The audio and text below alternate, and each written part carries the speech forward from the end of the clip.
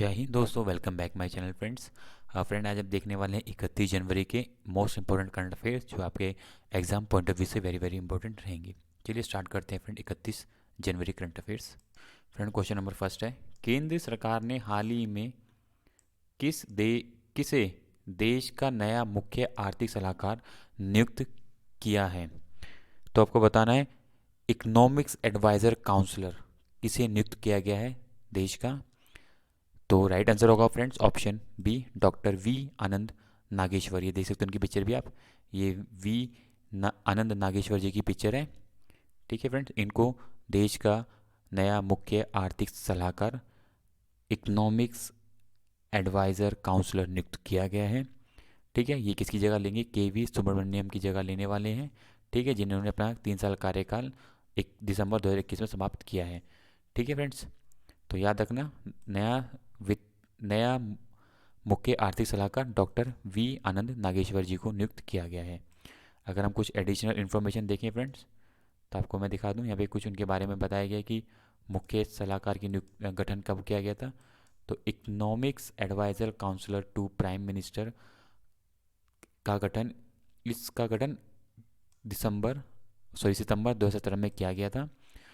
आर्थिक सलाहकार आर्थिक गतिविधि को देखते हुए इस पोस्ट की नियुक्ति की गई थी, ताकि भारत की जो चुनौतियों से सामना करना पड़ा था, आर्थिक गतिविधियों या आर्थिक चुनौतियों का सामना करना पड़ा था, उस चीज़ को ध्यान में रखते हुए इस पोस्ट का गठन किया गया था, जिसके अंदर हमें अपनी मुद्रास्फीति, जो महंगाई दर से रिलेटेड जो भी दिक्कतें आ रही थी, या राजस्व में हमारी जो कमी आ रही थी, उन सब चीज़ों को देखते हुए इस पोस्ट का यहाँ पे गठन किया गया था। आप देख सकते हो यहाँ पे सब चीज़ों के बारे में लिखा गया है।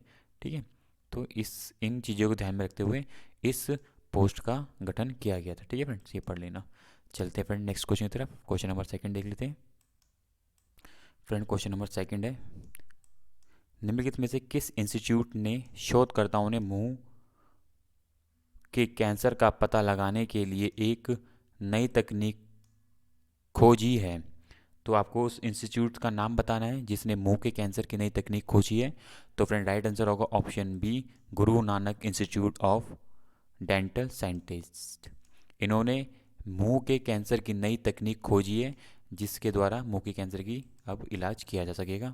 ठीक है, अगर हम बात करें Guru Nanak institute of dental scientist, ये पश्चिम बंगाल में स्थित Guru Nanak institute of dental scientist के शोधकर्ताओं ने हाल ही में मुंह के कैंसर का पता लगाने के लिए एक नई तकनीक की खोज की है। फ्रेंड, आप लोगों को पता है कि अगर कैंसर, कोई भी कैंसर हो, वो किसी की एक मिडिल क्लास या थोड़े से भी वैसे के उसमें अगर ये बीमारी हो जाए, तो समझ लीजिए कि बचना उसके लिए बहुत ही मुश्किल होता है, क्योंकि सर इतना इतना पैसा खर्च करने के बाद भी इस इस बीमारी से बच पाना बहुत ही मुश्किल है।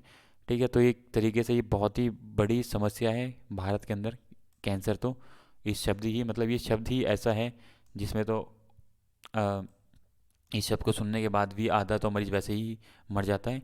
तो फ्रेंड, कैंसर की बीमारी बहुत ही ज़्यादा खतरनाक है भारत के अंदर। ठीक है फ्रेंड, जैसे कि आप देख सकते हो, अगर अगर देखो 11.28% से अधिक कैंसर, जो मुंह के कैंसर जो होते हैं, और इसके अंदर जो बचने की जो संभावना है बहुत ही मतलब ना के बराबर है। अगर आपको चलो सही समय पे इलाज भी मिल जाएगा तो 5 साल तक का जीवन आपका हो सकता है। उसके बाद में मतलब कहते हैं कि अगर चलो आपने सही समय पे इलाज मिल गया तो ज़्यादा से ज़्यादा 5 साल और जी सकते हो, नहीं तो इसके अंदर जीवन की संभावना 65% तक खत्म हो जाती है। अगर आपको कैंसर हो गया और नहीं पता चला तो 65% मतलब आपकी ज़िंदगी ख़त्म। उसके बचे 35% में आप बचोगे नहीं बचोगे, इसका फाइनली यही होता है कि मुश्किल ही बचना हो पाता है। तो कैंसर की बीमारी बहुत ही खतरनाक होती है, और भारत के अंदर तो ये बीमारी अभी भी बहुत ज़्यादा जानलेवा, मतलब एक तरीके से जानलेवा ही है। ठीक है फ्रेंड्स, चलते हैं आगे की तरफ। देख फ्रेंड, क्वेश्चन नंबर थर्ड है, सामाजिक कार्यकर्ता और किस भाषा के प्रसिद्ध लेखक अनिल अवटन, ये अनिल अवटन जी हैं, का हाल ही में निधन हो गया है। तो किस भाषा में लिखा करते थे फ्रेंड ये लेख? तो राइट आंसर होगा ऑप्शन डी, मराठी भाषा में लिखा करते थे ये। ठीक है, ये मराठी भाषा में लिखते थे। अनिल अवटन जी का निधन हो चुका है। ठीक है, चलते हैं नेक्स्ट क्वेश्चन की तरफ। Friend, question number fourth very important है फ्रेंड, आने वाले समय में ये आपको काफ़ी ज़्यादा सुर्खियों में देखने को मिल सकता है। भारत के किस पूर्व वित्तीय सचिव ने हाल ही में द 10 ट्रिलियन ड्रीम डॉलर नामक अपनी पुस्तक की घोषणा की है? तो किसने घोषणा की है फ्रेंड? राइट आंसर होगा ऑप्शन सी, सुभाष चंद्र गर्ग ने। ये हमारे पूर्व वित्तीय सचिव रह चुके हैं जिन्होंने इस पुस्तक की घोषणा की है। ये आने वाले समय में आपको दिखेगी, जिसका नाम है द 10 बिलियन डॉलर ड्रीम नामक इन्होंने बुक पेश की है, जिसके अंदर ये किस तरीके से भारत अपने 10 ट्रिलियन जीडीपी की हो सकती है उसके अंदर ये बातें बताएंगे। तो याद रखना, द 10 बिलियन डॉलर ड्रीम नामक पुस्तक की घोषणा की है जो पूर्व वित्त सचिव थे सुभाष चंद्र गर्ग जी ने। ठीक है, ये आपको आने वाले समय में दिखेगी। ठीक है, फरवरी 2022 के अंत तक में आपको ये बुक पुस्तक दिख जाएगी। ठीक है, 2030 तक बताते हैं कि भारत किस तरीके से 10 ट्रिलियन जीडीपी हो सकता है अमेरिकन डॉलर की। तो आप देख सकते हैं आने वाले समय में ये पुस्तक आपको जरूर सुर्खियों में रहेगी और किसी न किसी एग्जाम में जरूर देखने को मिलेगी। ठीक है फ्रेंड्स, तो याद रखना। ठीक है, the 10 trillion dollar GDP dream. ठीक है, वेरी वेरी इंपॉर्टेंट रहेगा friend, exam point of view से। चलते आगे फ्रेंड, क्वेश्चन नंबर 5 है, भारत ने किस टाइगर रिजर्व के लिए TX2 पुरस्कार जीता है। ठीक है ना, जो टाइगर्सों की जो रिजर्व करता है, जो संरक्षण करता है, उस फील्ड में ये TX2 पुरस्कार दिया जाता है। तो भारत के किस टाइगर रिजर्व ने जीता है ये? राइट आंसर होगा ऑप्शन डी, सत्यमंगल टाइगर रिजर्व, जो तमिलनाडु में स्थित है। ठीक है, तो याद रखना ये टाइगर रिजर्व TX2 पुरस्कार सत्यमंगल टाइगर रिजर्व ने जीता है, जो कहाँ पे लोकेटेड है? तमिलनाडु में। ठीक है ना, यहाँ पे देख सकते हो। और साथ में इसे जीता क्यों? क्योंकि फ्रेंड इसने 2 गुना बाघों का संरक्षण किया है, जिसके कारण इसको ये पुरस्कार सम्मानित किया गया। साथ में नेपाल में बर्दिलिया नेशनल पार्क ने जंगली बाघों को आबादी को 2 गुना करने के लिए इस साल का TX2 पुरस्कार जीता है। ठीक है, सत्यमंगल वन्य जीवन अभयारण्य 2013 में टाइगर रिजर्व घोषित किया गया था। याद रखना 2013 में इसका टाइगर रिजर्व घोषणा की गई थी। ठीक है, बाकी इन्फॉर्मेशन यहाँ पे दी गई है। फ्रेंड, यहाँ पे कुछ एडिशनल इन्फॉर्मेशन दी गई है एक्स2 पुरस्कारों के बारे में। ठीक है ना, जो भी टाइगर रिजर्व करता है, जो भी उनको मतलब बचाने में जिस तरीके का भी उनका भागीदार रहते हैं, उस चीज़ों को ध्यान में रखते हुए उनको पुरस्कार सम्मानित किया जाता है। सब चीज़ लिखी गई हैं। ठीक है ना, यहाँ पे कुछ landscape for the tiger reserve की यहाँ पे कुछ आपको पिक्चर्स दिखाई गई हैं। ठीक है, चलते हैं नेक्स्ट क्वेश्चन की तरफ। क्वेश्चन नंबर नेक्स्ट देख लेते हैं फ्रेंड्स। क्वेश्चन नंबर 6 है, संयुक्त राष्ट्र की किस एजेंसी ने हाल ही दिसंबर 2021 में नॉर्डिक कलिंकर नौकाओं को अपनी विरासत सूची में शामिल किया? ये एक नौका कंपटीशन होता है। कुछ देश मतलब ये यूरोपियन कंट्री के अंदर ये गेम खेली जाती है नौका। ठीक है ना, क्लिंकर नौकाएं। तो इसकी डिमांड रखी गई थी कि इसे एक संयुक्त राष्ट्र की एजेंसी के अंदर से शामिल किया जाए। तो आपको उस एजेंसी का नाम बताना है। तो फ्रेंड, राइट आंसर होगा ऑप्शन ए, यूनेस्को। ठीक है फ्रेंड्स, यूनेस्को की सूची में इसको शामिल कर लिया गया है। डेनमार्क, आयरलैंड, फिनलैंड, स्वीडन और नॉर्वे ने संयुक्त रूप से मांग के बाद संयुक्त राष्ट्र की एजेंसी यूनेस्को ने हाल ही में दिसंबर 2021 में नार्डिक क्लिंकर नौकाओं को अपनी विरासत सूची में शामिल कर लिया गया है। ठीक है ना, क्लिंकर बेसिक शब्द ये होता है कि लकड़ियों के बंडल को बांधकर एक साथ बांधा गया जाता है। ठीक है, तो ये नौका जो कंपटीशन, जो ये स्पोर्ट है, ये अब यूनेस्को की लिस्ट में शामिल हो गया है। ठीक है फ्रेंड, याद रखना अगर क्वेश्चन आए तो ये बेसिकली इन देशों में खेला जाता है ये नौका गेम, और इसको यूनेस्को ने अपनी विरासत सूची में ऐड कर लिया है। ठीक है, बाकी कुछ एडिशनल इन्फॉर्मेशन यहाँ दी गई है, पढ़ लेना अब इसको। ठीक है, चलते हैं नेक्स्ट क्वेश्चन की तरफ। फ्रेंड, कुछ एडिशनल इन्फॉर्मेशन दी गई है, इंपॉर्टेंट इन्फॉर्मेशन है। विश्व विरासत स्थल बेसिकली क्या है कि जो कुछ ऐसी चीज़ें जो सांस्कृतिक हों, वैज्ञानिक हों, राष्ट्रीय शैक्षिक हों, इन ऐसी विरासत को यूनेस्को द्वारा संरक्षित या उसको मान्यता दी जाती है। ठीक है ना, इन यहाँ पे सब चीज़ें लिखी गई हैं। अगर हम बात करें विश्व धरोहर स्थल की, तो फ्रेंड 2021 तक 167 देशों में 1154 विश्व धरोहर स्थल हैं, जिसमें से 897 संस्कृत हैं, 218 प्राकृतिक हैं और 39 मिश्र संपत्तियाँ हैं। ठीक है ना, 58 चयनित क्षेत्रों के साथ इटली सबसे ऊपर है। इसके अंदर सबसे ज़्यादा इटली के अंदर विरासत स्थल रखी गई हैं। यूनेस्को की सूची में सबसे ऊपर इटली का नाम है। तो याद रखना इटली के पास सबसे ज़्यादा विश्व धरोहर स्थल हैं, सबसे इंपॉर्टेंट है कि इटली के पास 58, वेरी वेरी इंपॉर्टेंट पार्ट रहेगा, ठीक है ना। अगर इंडायरेक्ट क्वेश्चन आएगा तो ये क्वेश्चन भी आपके एग्जाम में आ सकता है। अगर हम बात करें यूनेस्को की, तो फ्रेंड सम्मेलन 16 नवंबर 1945 को इसकी स्थापना की गई थी। यूनेस्को के जनरल कॉन्फ्रेंस का प्रथम सत्र 1946 नवंबर दिसंबर को के दौरान पेरिस में आयोजित किया गया था। इसका मुख्यालय पेरिस में, फ्रांस में है, याद रखना, ठीक है। बाकी 193 इसके सदस्यीय देश हैं। तो ये कुछ इंपॉर्टेंट फैक्ट इनके यहाँ पे हैं, याद रखना, नोट डाउन कर लेना, ताकि यहाँ से कोई क्वेश्चन आए आप डायरेक्टली अटैम्प्ट कर सकें, ठीक है। चलते हैं नेक्स्ट क्वेश्चन की तरफ। फ्रेंड क्वेश्चन नंबर 7 है, निम्नलिखित में से किस तेल शोध और ईंधन विपणन कंपनी ने पुष्प कुमार जोशी को नया अध्यक्ष और प्रबंधक निर्देशक नियुक्त किया है? ये पुष्प कुमार जोशी जी हैं, जिन्हें किस तेल शोध और ईंधन विपणन कंपनी ने इन्हें नया अध्यक्ष और प्रबंधक नियुक्त किया है? तो फ्रेंड आपको बताना राइट आंसर क्या होगा। राइट आंसर होगा option A, Hindustan petroleum corporation limited. ये भारत की थर्ड सबसे बड़ी पेट्रोलियम शोधन कंपनी है, जिसने पुष्प कुमार जोशी को नया प्रबंधक और निर्देशक नियुक्त किया है, अध्यक्ष और निर्देशक नियुक्त किया है, ठीक है, याद रखना, इंपॉर्टेंट रहेगा।